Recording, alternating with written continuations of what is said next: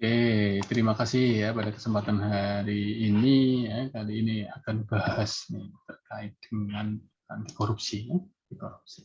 Mengapa materi anti korupsi kita sisipkan ya, kita kaitkan dengan materi penegakan hukum karena teman-teman semua hukum khususnya pada tindak pidana korupsi dari pengamatan ya, dari pembelajaran penegakan hukum tindak pidana korupsi, kita tahu ya bahwa tindakan ini menyebabkan konsekuensi hukum seperti ini. Kita tahu bahwa tindakan seperti ini bisa kita cegah dengan cara seperti ini, supaya kita, saya, teman-teman semua tidak terjebak pada tindakan korupsi. Oke. Nah, mengapa korupsi menarik untuk kita kaitkan dengan materi penegakan hukum? Karena dan bagi teman-teman juga banyak yang menyampaikan pendapat bahwa korupsi ini menjadi masalah yang masih harus diperhatikan dalam sisi penegakan hukumnya.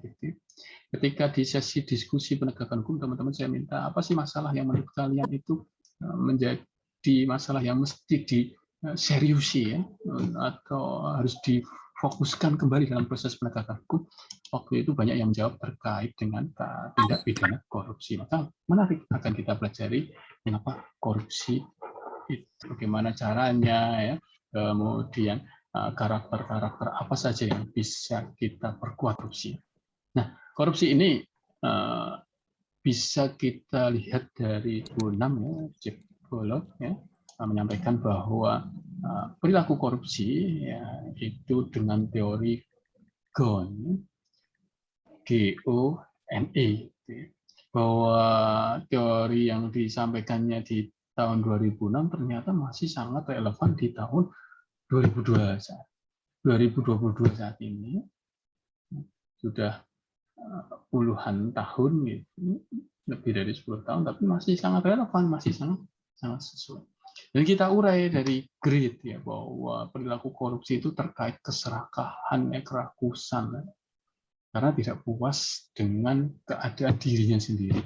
Sudah jabat jadi menteri, ngerasa nggak cukup, akhirnya korupsi.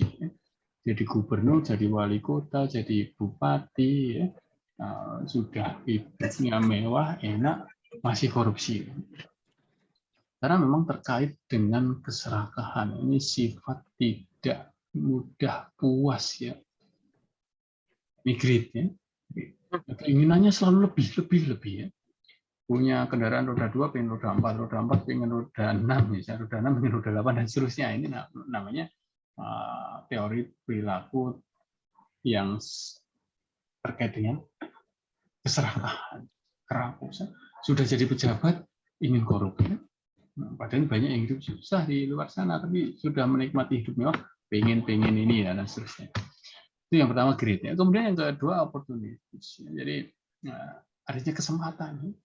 Karena apa? Karena sistem yang memberikan peluang untuk melakukan korupsi. Misalnya organisasi itu dipimpin oleh orang yang menganggap hal lumrah kok kayak gini, nota dipalsukan, kemudian laporan tidak sesuai, minta upeti, minta gratifikasi.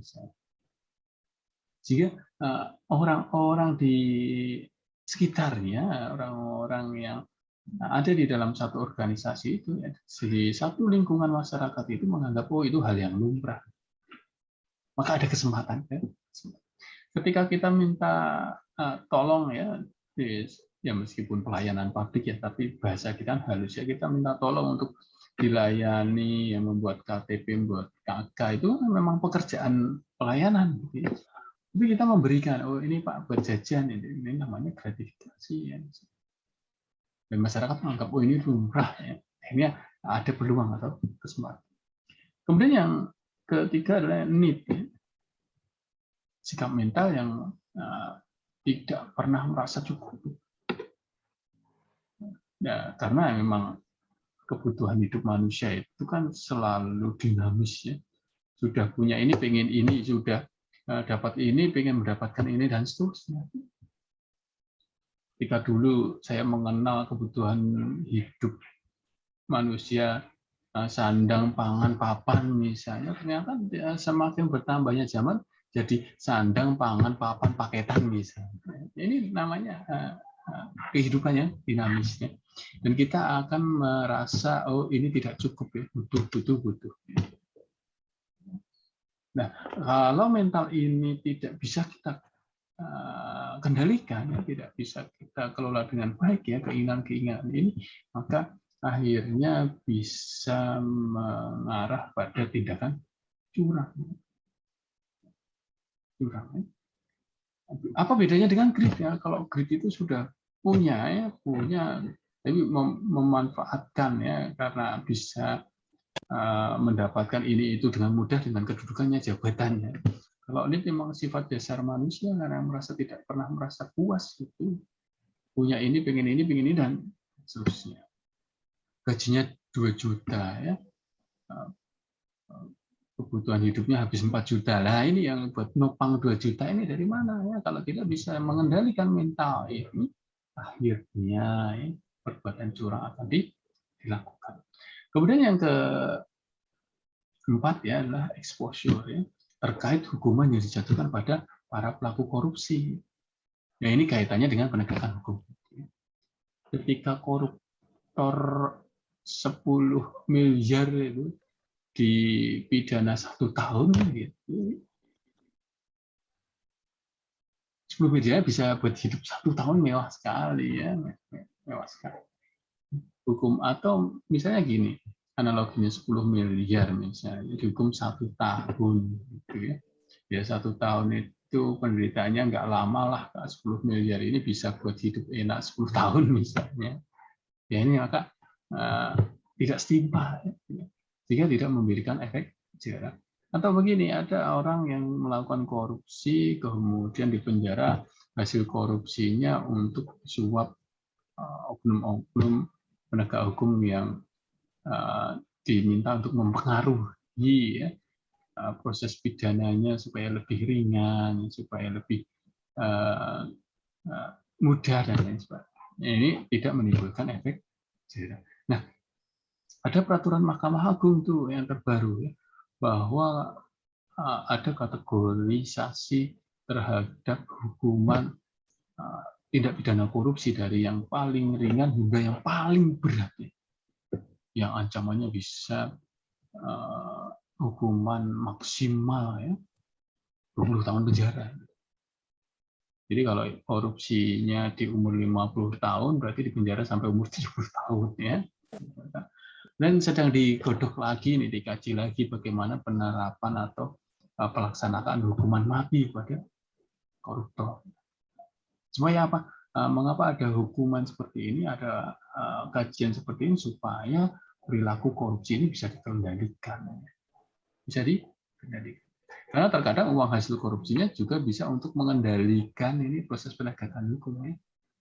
Maka sebelum terjadi hal ini, hukumannya harus memberikan efek jerah sehingga peraturan itu punya daya ancam yang luar biasa sehingga orang itu takut untuk melakukan korupsi.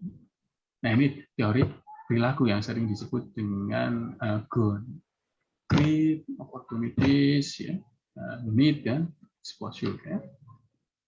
Kemudian ini mengapa orang bisa terjerat kasus korupsi ya, sehingga banyak sekali ya kasus-kasus hukum ya, apalagi kasus korupsi ya, yang besar-besar gitu.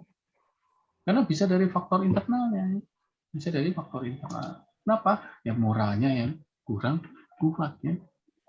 Orang punya sifat tamak dan rakus, mudah tergoda untuk melakukan korupsi, tamak ya. Seperti tadi di penjelasan sebelumnya, ketika sudah punya jabatan ini, punya fasilitas mobil dinas, kok malah dimanfaatkan untuk mudik, dipakai saudaranya, liburan ke puncak dan lain sebagainya, namanya rakus. Ya. Sudah dikasih fasilitas, masih dimanfaatkan untuk hal-hal yang lainnya di luar kegiatan dinas. Bisa juga berasal dari godaan ya.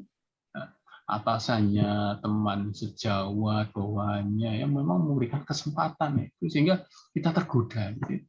Ketika atasannya memerintahkan, udah mas, notanya nanti riko saja atau dipalsu saja misalnya. Akhirnya kita tergoda ya untuk berbuat itu, mengambil kesempatan. Maka moralitas menjadi kunci ya. Orang itu bisa terhindar dari tindak perbuatan melawan hukum ya, khususnya tindak pidana korupsi. Kemudian yang kedua, gaya hidup yang konsumtif. Orang ingin mewah ya, selalu bermewah-mewahan gitu ya. Gajinya sedikit, gaya hidupnya mewah. Apalagi ada istilah konsumtif, apapun yang diinginkan harus dibeli, harus dinikmati, harus digunakan, harus terpenuhi dan lain sebagainya. Sedangkan pendapatannya tidak memadai ya, sedangkan pendapatannya tidak sesuai. Gaji 2 juta, skincare-nya 1,5 juta gitu ya. Buat makannya 1 juta, akan nombok ini. Akhirnya gaya hidup yang seperti ini membuat orang mencari jalan pintas. Jalan pintas. Berbohong, ya, curang dan lain sebagainya. Maka di stop gaya hidup konsumtif ini. Nah, mestinya yang kita beli itu karena kebutuhannya, bukan karena keinginan. Oh, ingin ini beli, ingin ini beli. Tapi kebutuhannya apa? Dipenuhi. Ya. Ada statement menarik ya, bahwa biaya hidup itu terjangkau, tapi gaya hidup ini yang mahal. Gaya hidup. Yang penting tampil mewah, tampil gaya ini contohnya. Kemudian ada keinginan untuk meningkatkan status sosial. Mengapa orang bisa terjerat pada kasus korupsi? Karena ingin meningkatkan status sosialnya, tampil lebih mewah, ya, kaya raya, ya, terlihat dermawan itu bagi-bagi, ya, tapi hasil dari kejahatan. Misalnya. Ya ini faktor internal juga. Ya. Maka lingkungan keluarga lah yang sangat kuat memberikan dorongan bagi orang untuk korupsi, ya, mengalahkan sifat baik seorang. Istrinya minta ini itu, ya, suaminya minta ini itu, ya, anaknya minta ini itu, yang kalau dituruti semua tidak mungkin karena gajinya memang terbatas. Tuntutan, dorongan keluarga, ya, akhirnya orang berbuat yang curang tadi. Oke. Nah, kemudian ada faktor eksternal. Ya. Faktor eksternal ini ya, dari sikap masyarakat. Kadang masyarakat itu membenarkan kebiasaan, bukan membiasakan yang benar. Ya. Misalnya gini, ketika kita melakukan satu perbuatan melawan hukum, kemudian masyarakat menganggap biasalah, gitu. Ini namanya membenarkan kebiasaan, bukan membiasakannya yang benar. Maka sikap masyarakat mestinya diperbaiki, bukan membenarkan kebiasaan, ya, karena dianggap udahlah biasa, wajar. Ya. Tapi bagaimana kita membiasakannya? Kalau itu berbuat curang, ya kita tegur. Itu salah, lah. Itu tidak boleh, tidak baik melanggar hukum. Jangan karena udahlah lumrah, biasa dan lain sebagainya. Gitu ya. Ada korupsi, oh memang sudah biasa kok, nipu nota itu misalnya. Oh, mengakali anggaran, bukan gitu ya. Nah, sikap masyarakat ini akhirnya membuat kita jadi ikut-ikutan, ya, terbawa arus untuk berbuat curang. Ya. Kemudian aspek politik, ya. Adanya money politik, ya, serangan fajar dan lain sebagainya membuat kita berpikir ini uang dari mana? Belum jabat aja kok bagi-bagi uang, ya. Besok gimana balikin modalnya? Ini aspek politik. Dan perlu kita sadari bahwa calon atau politisi yang mengeluarkan uang di saat dia mencalonkan diri, pasti dia akan mengembalikan modalnya saat dia menjabat. Jadi ini perlu diingat, ya, tidak boleh, kita stop. Kemudian aspek ekonomi, ya, pendapatannya tidak mencukupi kebutuhan, situasinya terdesak dalam hal ekonomi yang membuka seseorang untuk mengambil jalan pintas, ya, diantaranya melakukan korupsi. Jadi jangan dibayangkan korupsi itu hanya dilakukan pejabat, menteri, gubernur, wali kota. Tidak. Nyatanya bendahara sekolah juga bisa korupsi, gitu ya. ibu yang mengelola arisan di RT juga bisa korupsi gitu. Ya ambil uang arisan menggunakan tidak bisa mengembalikan dan lain sebagainya. Ini juga bisa dikatakan sebagai tindak korupsi gitu. Kemudian aspek organisasi, minimnya keteladanan kepemimpinan, ya, pemimpinnya tidak memberikan contoh baik. Pemimpinnya sudah menganggap hal yang lumrah ya dengan melakukan kesalahan, berbuat curang, akhirnya staf-staf di bawahnya itu memberikan pembenaran ya atas apa yang dilakukan pemimpin karena sungkan ya pemimpinnya salah yang benar, akhirnya kita membenarkan dan bisa mengikutinya juga berbuat curang, korup tadi ya. Selanjutnya ini korupsi ya, suap menyuap ya, merugikan keuangan negara ya, penyalahgunaan kewenangan jabatan, pemerasan ya, gratifikasi dan lain sebagainya. Yang sering ini ya suap menyuap ya, gratifikasi. Kalau suap itu kita memberikan supaya orang itu terpengaruh dengan kita. Kalau gratifikasi itu orang melakukan apa gitu kemudian kita seakan-akan ini ucapan terima kasih, tapi ini salah, tidak pas. Saya masih ingat betul ya waktu itu saya masih jadi mahasiswa S1, kemudian ada talk show ya, ada pembicaranya dari KPK waktu itu. Dari KPK datang itu dari tidak mau disediakan fasilitas apapun. Dari bandara naik taksi sendiri, mau diantar nggak mau, ya. Kemudian dibawain oleh-oleh nggak mau juga, gitu ya. Mau diantar ke bandara nggak mau ya, milih jalan kaki keluar dari kampus, naik taksi waktu itu. Karena selalu berkata ketika saya melakukan sesuatu ya yang ini sudah jadi kewajiban saya, kemudian saya menerima pemberian dari orang lain, ini namanya gratifikasi. Namanya gratifikasi. Saya ingat betul ya, wah ini kalau pegawai KPK semua gini, kemudian jadi budaya hidup organisasi di semua tempat, wah tidak ada yang namanya korupsi. Ini masih membekas ya dengan sosok bapak itu, saya namanya lupa ya, tapi tingkah lakunya itu berkesan buat saya. Dibawain oleh-oleh cenderamata nggak mau, dari gedung talkshow turun kemudian naik taksi ya sendiri, tidak mau diantar dan lain sebagainya. Karena selalu berkata, ini saya perjalanan dinas, memang sudah kewajiban saya berangkat ke sini, saya tidak perlu menerima apapun karena gratifikasi. Kemudian suap menyuap, kalau suap menyuap itu terkait kita memberikan supaya orang itu terpengaruh dengan keinginan kita. Saya ngasih ke Mas Dimas nanti KTP saya dibuat 3, 4 atau 5 gitu ya Mas Dimas ya, ini namanya supaya terpengaruh. Kalau gratifikasi Mas Dimas sudah melakukan apapun yang sebenarnya itu tugasnya Mas Dimas. Ya. Tapi kadang ada orang merasa, aduh ini ungkapan terima kasih saya ngasih Mas Dimas. Ini jadi kebiasaan Mas Dimas. Ya. Orang yang berurusan dengan Mas Dimas ngasih sesuatu. Nah, ini ya menghadirkan peluang untuk berbuat curang. Akhirnya Mas Dimas males kerja karena itu kalau nanti yang minta tolong itu nggak ngasih kalau sudah jadi gitu ya. Ini akhirnya berbahaya gitu ya Mas.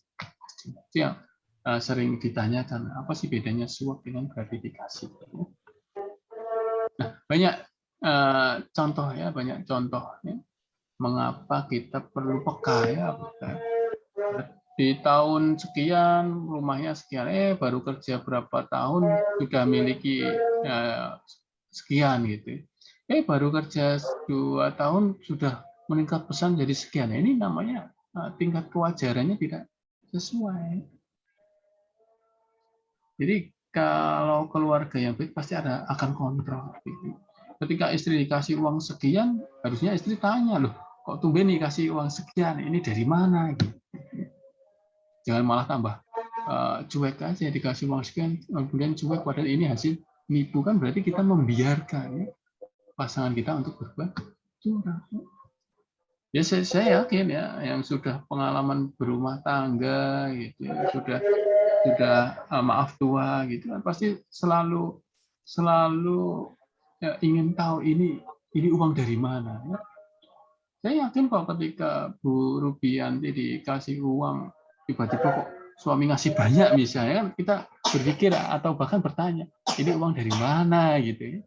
Jangan malah diem aja. Besok lagi ya yang banyak gini ya, padahal kita tahu gajinya suami cuma sekian. Kok bisa ngasih sekian? Kita malah diem aja, nggak tanya ini uang dari mana. Ini berarti namanya mendukung pasangan kita untuk berbuat curang. Tapi kalau yang sudah berpengalaman pasti nanya ya Bu Rupiandi, kok tumben nih ya, tiba-tiba kok beliin cincin 50 gram ini ya, padahal gajinya sebulan cukup paling buat beli 10 gram misalnya ya. Nah, tanya nggak apa-apa ya. Kontrol ya. Ini kontrol keluarga ini sangat dibutuhkan supaya tidak memberikan peluang pasangan kita untuk berbuat curang. Apakah anak nggak boleh negur orang tua? Ya boleh negur orang tua. Ketika tahu bapaknya jadi dosen gitu, gajinya 10 juta kok tiba-tiba 1 tahun jadi dosen kok beli rumah seharga 1 miliar padahal nggak kerja, nggak dapat warisan dan lain sebagainya. Ini jadi tanda tanya ya, anaknya harus tanya ini uang dari mana, nggak apa-apa. Ini namanya tingkat kewajaran. Jadi perlu kita perhatikan. Ya. Kemudian ada pungutan liar ya.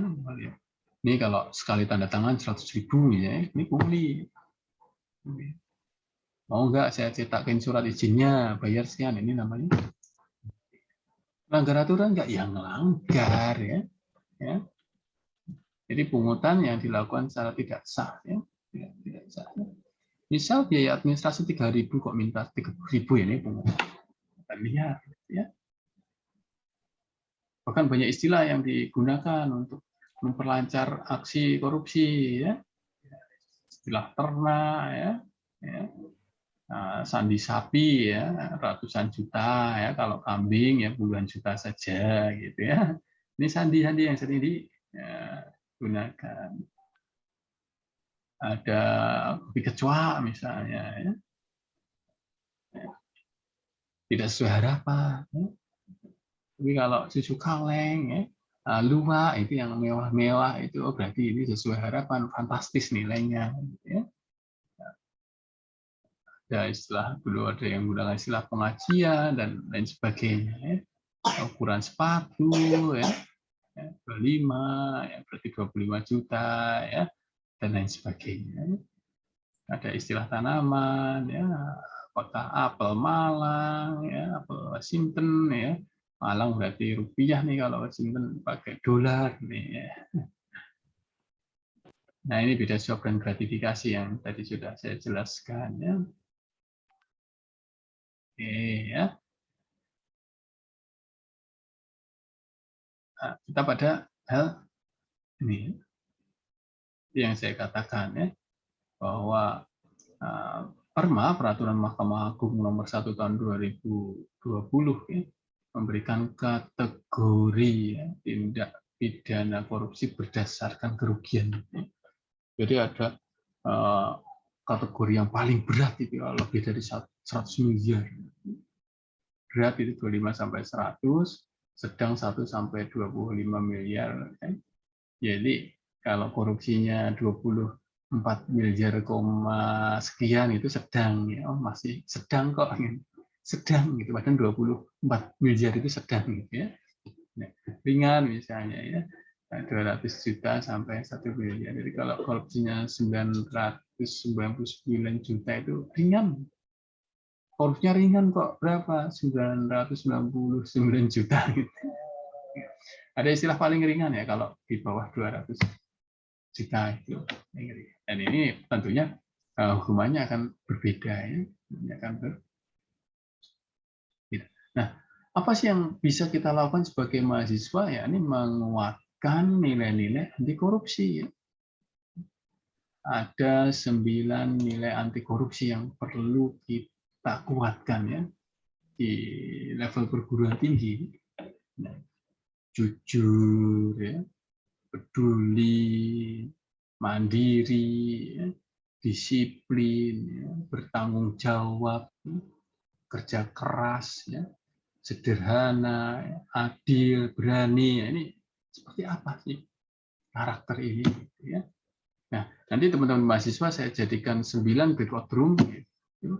Kelompok 1 di breakout room 1 adalah karakter jujur, ya. Jujur, ya.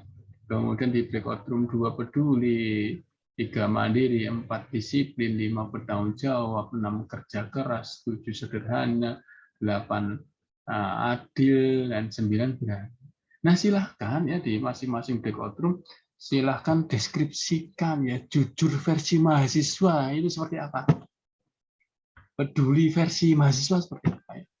Nanti di masing-masing kelompok ada 1 atau 2 yang jadi juru bicaranya atau bisa saling menambahkan untuk mendeskripsikan itu. Oke ya, begitu ya.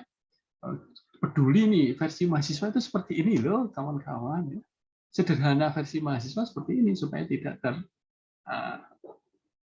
terpengaruh dengan gaya hidup konsumtif, ya, terhindar dari perilaku koruptif, ya, dan lain sebagainya. Oke, begitu ya. Nah, nanti setelah saya bagi di breakout room, teman-teman mahasiswa kembali ke forum utama untuk memaparkan ya hasil musyawarahnya, hasil diskusinya di breakout room masing-masing di kelompoknya masing-masing. Oke, saya bagi ke 9 ruang ya. Ya, ingat-ingat ya, kelompok 1 apa kelompok 1? Diingat-ingat. Ya, jadi catat ya, saya ulang ya. Nanti di breakout room ruang 1, kelompok 1 akan membahas karakter jujur. Ingat ya. Ya. Kelompok 2, breakout room 2 membahas peduli. Ketiga, mandiri. 4, disiplin. 5, tanggung jawab. 6, kerja keras. 7, sederhana. 8, adil. 9, berani. Oke, saya bagi ke breakout room ada 9, nanti akan tersebar secara otomatis. Waktunya 20 sampai 25 menit ya, nanti balik ke ruang utama untuk memaparkan ya, hasil diskusinya. Ada pertanyaan dulu Ibu Rubianti, monggo. Selamat siang Pak Danang dan rekan sekalian. Pak Danang, untuk yang 9 hal tadi, apa boleh dibantu diketikkan di chat Zoom ya Pak? Jadi tidak terlewat karena agak banyak lumayan. Oke, siap-siap. Nanti saya bagikan melalui grup WA-nya ya. Baik. Terima kasih Pak Danang. Oke, ya siap. Oke, ini 9 kelompok secara otomatis silahkan berdiskusi. Nanti hasil diskusinya silahkan dicatat untuk dipaparkan. Gitu ya. Nggak perlu presentasi, ya, nanti secara lisan saja. Secara otomatis akan terbagi. Silahkan.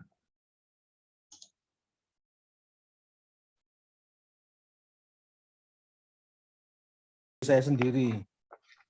Oke, dilanjut untuk paparannya. Silahkan dari kelompok 1. Silahkan. Terima kasih. Langsung Kami saja. dari kelompok 1 mau diskusi tentang jujur.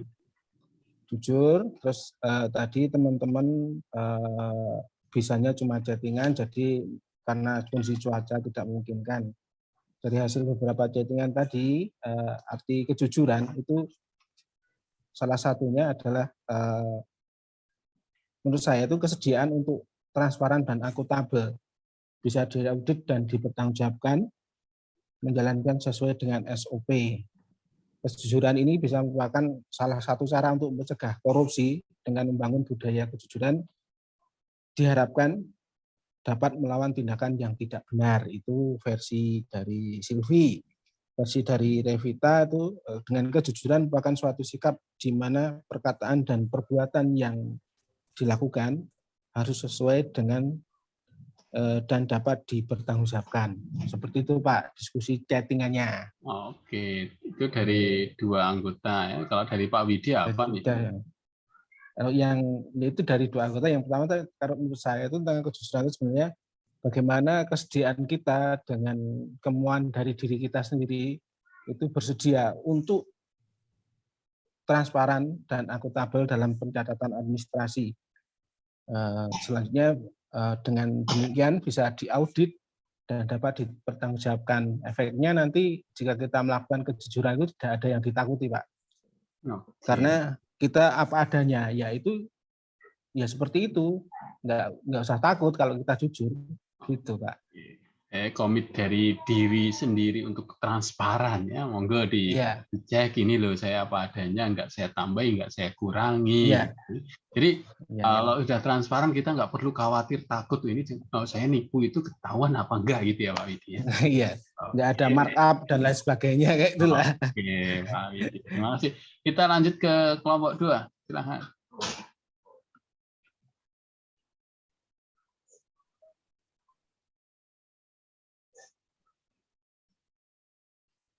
Saya dari kelompok 2. Tadi maaf, tadi sebagian dari kelompok 2 itu ada yang keluar room. Oke. Jadi diskusinya nggak dapet, tapi kalau menurut saya tentang peduli. Saya jabarkan ya Pak ya. Menurut saya, peduli itu suatu tindakan yang didasari pada keprihatinan terhadap masalah orang lain. Mungkin dalam kasus misalnya dalam kasus korupsi, korupsi itu bisa terjadi mungkin karena seseorang tersebut membutuhkan biaya untuk keperluan pribadinya sehingga ia melakukan korupsi. Nah, solusinya mungkin kita sebagai teman atau rekan kerja mungkin harus lebih peduli terhadap temannya, ditanya apa ada masalah atau gimana, atau membutuhkan biaya atau bagaimana, sehingga kita bisa membantu mungkin dengan meminjamkan uang, sehingga korupsi itu tidak terjadi begitu. Terima kasih Pak. Bintang, sebelum orang lain menyampaikan saya butuh pertolongan nih, kita langsung jemput bola ya, namanya peduli. Apa yang bisa saya bantu? Itu ya Bintang ya. Oke, kita lanjut ke kelompok 3. Baik Pak, saya mewakili dari kelompok 3 mau menyampaikan untuk definisi perihal sikap mandiri. Ya, sikap mandiri yakni suatu upaya untuk berpikir logis, untuk dapat berdiri sendiri, juga dapat diwujudkan dari sikap manajemen keuangan maupun dalam hal finansial, juga dalam hal mengatur mengarrange suatu kegiatan. Jadi dapat disimpulkan untuk mandiri ini juga menyimpulkan dalam suatu pemecahan masalah yang dapat dipertanggungjawabkan, juga tersinkronisasi dengan pemikirannya sendiri gitu.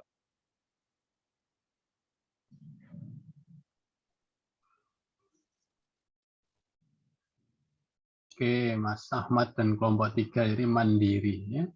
Apalagi dari mahasiswa nih, nggak perlu kalau bahasa Jawa jaga gitu ya, atau tergantung pada orang lain. Oh, saya mau berangkat ke kampus, kalau ada yang nyamperin nih, atau ada tebengan nih. Oh, saya mengerjakan tugas kalau dicontohin sama temennya, ini akhirnya nggak mandiri ya. Ini ya kebiasaan-kebiasaan untuk hidup mandiri inilah yang akan membuat kita itu survive ya. Saya survive, oh saya bisa bertindak ini tanpa harus ada bayang-bayang ya, orang lain di kita. Tentunya dalam berbuat baik dan benar gitu ya Mas Ahmad ya, ini disebut dengan mandiri. Oke, kita ke kelompok 4. Terima kasih Mas Ahmad.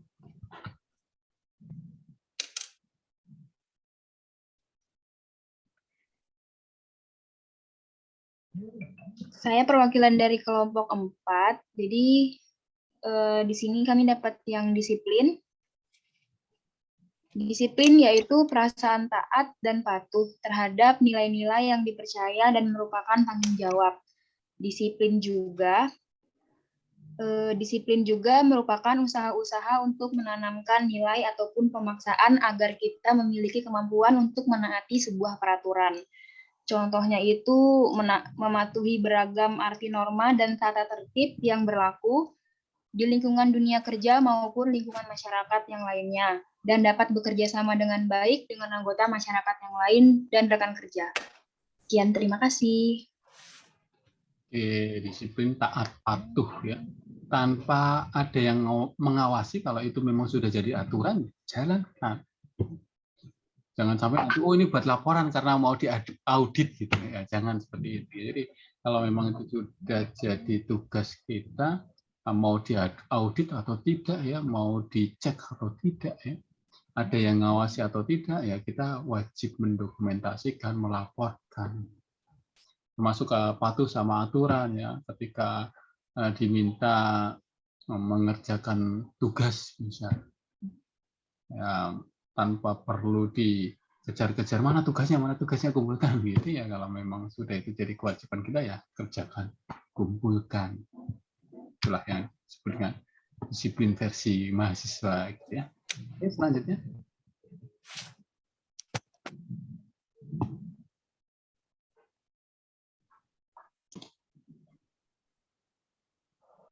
Baik, di sini saya sebagai perwakilan kelompok 5 yang mendapat bagian tanggung jawab.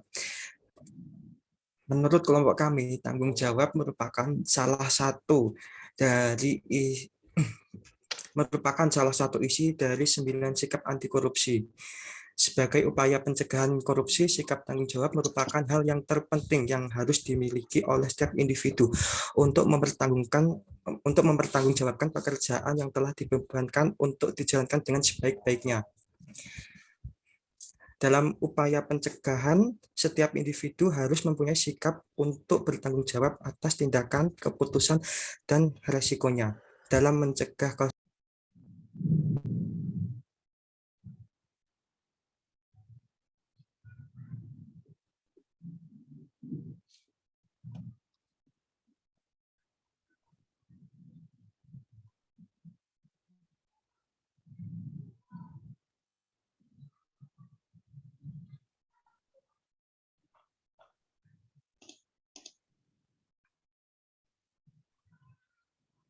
Oke, Mas Daryl bertanggung jawab nih. Nah, ini harus jadi pembiasaan dalam diri kita ya. Kita itu harus mempertanggungjawabkan apa yang melekat pada diri kita. Oh, ini sudah amanah. Oke, saya lakukan. Gitu ya. Oh, ini saya dipercaya mengelola ini, saya lakukan. Namanya yang disebut dengan tanggung jawab tadi ya, Mas Daryl ya. Kita lanjut ke kelompok 6, silahkan. Iya, selanjutnya dari kelompok 6 kita membahas nilai kerjasama. Dari hasil diskusi, nilai kerjasama yaitu, kerja keras.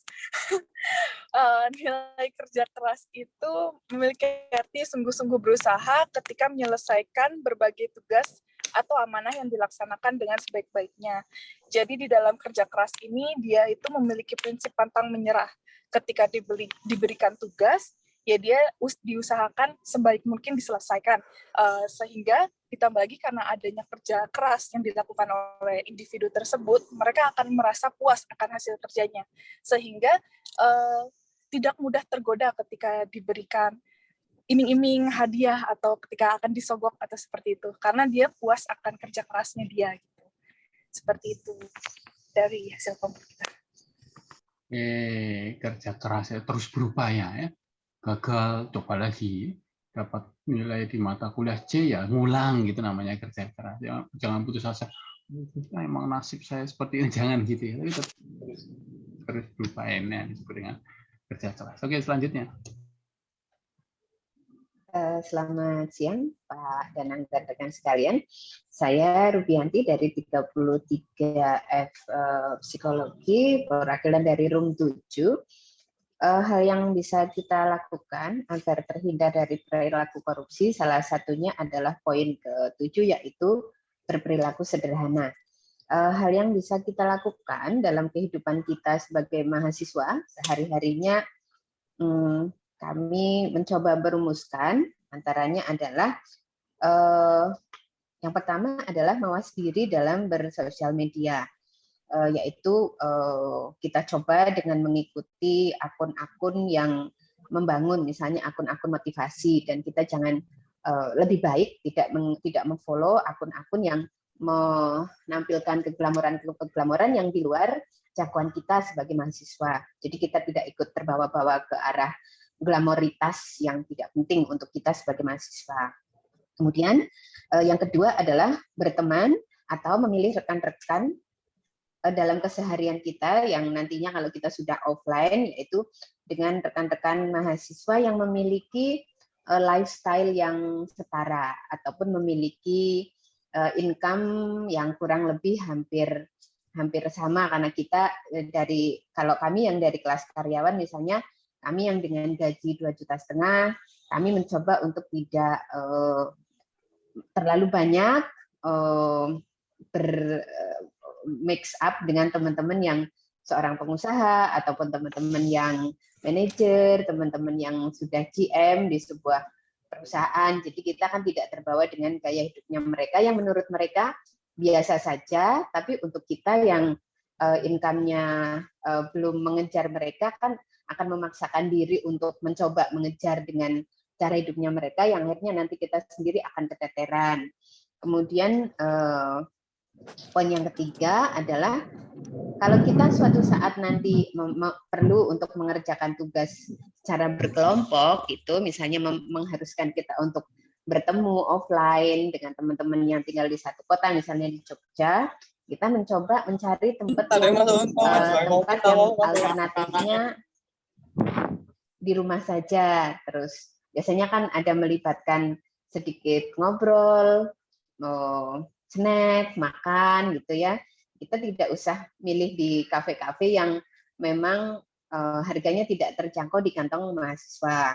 Kemudian kita membatasi diri untuk tidak terpengaruh kepada budaya hedonisme. Kemudian poin yang berikutnya adalah membuat prioritas expenses, membuat prioritas pengeluaran kita, di mana kita bisa memilah dan memilih pengeluaran mana yang paling utama kita bayarin dulu. Misalnya awal bulan kita bayar untuk SPP-nya dulu, kemudian ada iuran kelompok mengerjakan apa, itu yang kita prioritas bayar dulu aja. Jadi jangan mikir, aduh aku belum nongkrong ya, aku belum ngapain. Jadi yang nggak penting itu tidak usah kita lakukan. Jadi tidak terjadi kebocoran anggaran. Kalau sudah sampai ke kebocoran anggaran, menurut saya nanti kita jadi gelap mata, pinjam teman ataupun ini nih duit di kantor, tak pakai dulu, aku bendahara, aku pakai dulu. Nah, hal seperti itu bisa kita hindari, hal-hal yang tidak baik dengan memakai hak yang bukan hak kita, bisa kita hindari dengan tetap berperilaku sederhana, ataupun yang saya simpulkan, berperilaku apa adanya atau adanya apa.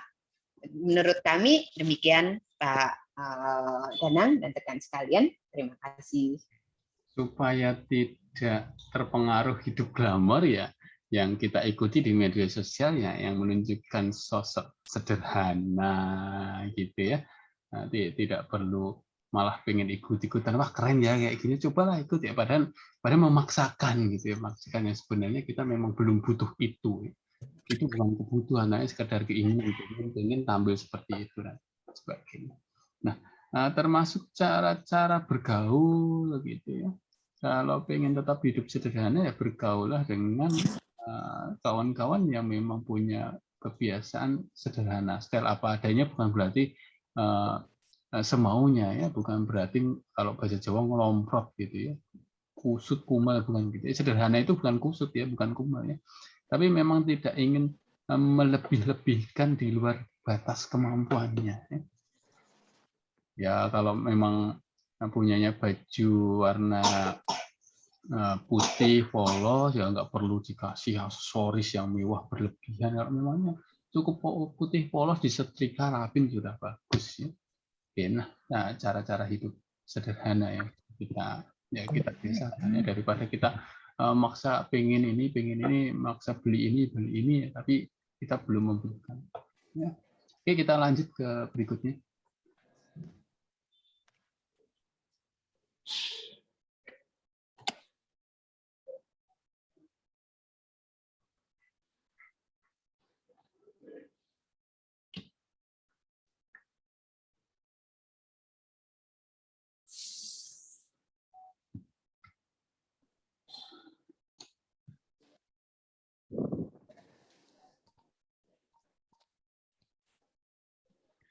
Kelompok 8 akan membahas tentang adil. Adil adalah perlakuan yang sama atau tidak membedakan yang satu dengan yang lain. Contohnya seperti menerapkan hukum yang sudah berlaku di Indonesia kepada seluruh masyarakat Indonesia tanpa ada membanding-bandingkan konsekuensinya apabila melanggar hukum yang berlaku. Cara melatih sikap adil ya dalam kehidupan sehari-hari yaitu dengan membiasakan sikap saling menghargai, memperlakukan orang lain seperti bagaimana kita ingin diperlakukan, menempatkan diri kita di posisi orang lain, terus memahami hak kewajiban sebagai individu, menjadikan pribadi yang peka terhadap perasaan orang lain, bersikap sopan santun, memperhatikan orang lain ketika sedang menyampaikan sesuatu, menghargai pendapat orang lain, berbicara dengan kata yang baik, meminta maaf jika berbuat kesalahan. Terus kenapa kita harus bersikap adil? Itu supaya nilai kemanusiaan bisa diterapkan dan bisa menimbulkan kebaikan sesama, memberikan hak sesuai dengan kewajiban. Manfaat dari mempunyai sikap adil yaitu akan menjadikan kehidupan menjadi rukun, tentram, tenang, dijauhkan dari pertengkaran atau konflik. Ya, oke, kalau kita bisa berlaku adil itu bisa menjauhkan dari konflik. Ya. Konflik. Tidak akan ada perseteruan ya, apalagi adu fisik yang sehingga merugikan kedua belah pihak. Tidak ada yang menguntungkan ya dengan adanya konflik yang berkepanjangan karena perbuatan tidak adil. Oke, selanjutnya. Matur nuwun Pak Danang, mohon izin saya dari kelompok 9 mewakili kelompok kami. Saya sendiri Dian Yuniarti, ada di Mas Hari Rehan, Yenastri Sianturi, dan Mbak Leni Marisa. Tadi sudah sempat berdiskusi tentang nilai anti korupsi yang ke-9, yaitu berani. Menurut kami nilai berani ini merupakan nilai yang paling sulit dilaksanakan, Pak. Karena biasanya kalau kita melihat atau mengetahui adanya tindakan korupsi, biasanya masyarakat atau bahkan kita sendiri itu akan merasa takut untuk mengungkapkannya. Jadi kita akan cenderung diam, mungkin karena takut atau malas terlibat atau tidak ingin ikut-ikut nih Pak. Jadi ini memang masalah yang ada di masyarakat kita, di mana masyarakat itu masih takut untuk mengungkapkan adanya tindakan korupsi. Dan memang butuh keberanian dalam mengungkapkan tindak korupsi ini ya, karena hukum di Indonesia itu kan juga istilahnya masih bisa dibeli gitu loh. Jadi kita sebagai warga itu mau melaporkan itu takutnya malah tidak ditanggapi atau malah menimbulkan bahaya tersendiri bagi diri kita, membahayakan diri sendiri gitu ya. Itu yang menjadi masalah dalam pemberantasan korupsi. Nah, solusinya ini dari kelompok kami memang menurut kami perlu keberanian atau effort khusus dari masyarakat untuk berani mengungkapkan tindak pidana korupsi. Salah satunya adanya jaminan dari pihak yang berwenang untuk melindungi kita sebagai saksi apabila ingin mengungkapkan adanya suatu tindakan korupsi. Lalu memang tadi menurut kelompok kami berani mengatakan kebenaran yang sebenarnya jika mengetahui seseorang melakukan tindakan korupsi, karena dengan berani mengatakan tindakan korupsi itu kita sudah mencakup nilai-nilai yang lain dalam anti korupsi ini, Pak. Lalu yang solusi selanjutnya kita bisa memberikan reward khusus bagi masyarakat yang berani mengungkapkan suatu tindakan korupsi itu saya kira konsepnya hampir sama kayak Pak Danang kalau memberikan reward nilai 100 gitu ya Pak bagi mahasiswa yang bisa mengungkapkan adanya plagiasi atau copy paste dari internet itu. Saya kira konsepnya seperti itu sehingga akan mendorong masyarakat untuk lebih berani. Saya kira itu tadi permasalahan yang muncul dan solusinya menurut kelompok kami. Begitu Pak Danang, matur nuwun. Oke, berani ya, berani menegur kalau memang di lingkungan Mbak Dian ada yang salah itu, ini melanggar aturan, dia tegur ya, Mbak, Mas, ini kalau pakai uang seperti ini caranya, meskipun pinjam dulu besok balikin ini nggak benar nih, itu berani ya. Nah, dulu ada istilah populer ya dari almarhum Gus Dur ya, maju tak gentar membela yang benar. Jadi kalau memang itu kebenaran kita bilang ya. Jangan sampai maju tak gentar membela yang bayar gitu. Karena saya digaji ini berani teriak-teriak seakan-akan dia paling benar. Tapi maju tak gentarnya karena membela yang benar. Nah, keberanian ini tentunya butuh apresiasi ya. Jangan sampai ketika ada orang berani menyampaikan satu kebenaran justru menjadi musuh bersama aja. Kalau memang ada orang yang berani ya diapresiasi, dan orang yang ditegur ya diingatkan oleh orang-orang yang berani membela kebenaran itu harusnya berani meminta maaf juga ya. Oke Mbak Dian, mohon maaf ya, saya salah misalnya, saya khilaf ya. Karena keadaan terpaksa saya harus menggunakan uang ini dulu ya, meskipun akhirnya saya ganti ya. Ini berani meminta maaf ya. Jadi keberanian bukan hanya pada orang yang berani menegur ya, tapi berani juga orang yang berbuat salah itu akhirnya mengakui kesalahannya. Oke, ini bagian dari koreksi, tidak akan saya ulangi lagi dan lain sebagainya. Gitu ya. Oke, sudah ada 9 ya paparan ya. Ya, tip, trik ya, berbagi pengalaman ya, terkait pembentukan karakter anti korupsi yang bisa kita jadikan pegangan ya. Jangan sampai terjerat kasus. Karena besar yang dilakukan oleh pejabat saja bukan, tapi aktivitas hidup kecil yang terkadang kita anggap biasa ternyata merugikan orang lain. Ternyata itu bagian dari kecurangan. Ternyata itu bisa membuat mental kita hidupnya konsumtif dan lain sebagainya. Maka mari biasakan untuk hidup sederhana ya, berani menyampaikan kebenaran gitu ya, berdisiplin waktu ya, tugas ya, hidup mandiri tanpa ada ketergantungan dengan pihak lain sehingga kita bisa survive ya. Peduli apabila ada orang lain yang membutuhkan bantuan, tanya apa yang bisa saya bantu gitu. Kita bekerja keras, berupaya ya, dan sebagainya. Oke, terima kasih. Sampai jumpa pada kesempatan berikutnya. Salam sehat dan sukses selalu ya. Assalamualaikum warahmatullahi wabarakatuh.